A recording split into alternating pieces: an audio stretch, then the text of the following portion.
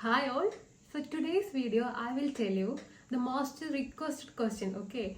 So how we can become an Azure data engineer in a practical level, because in the industry different courses are available, but most of the courses are focused on theory portion rather than practical. What we need only practical, right? So then only if you're working in a company you will get more exposure, and your work will be complete as soon as possible. Otherwise you need to be wait until late night and next morning every day, like these things will be happen. Then how we can attain this kind of practical application or practical knowledge? Only one thing, you can do the practical daily. So if you are interested to, if you are give me a promise you will be consistent for the next 3 months, you can also join with me.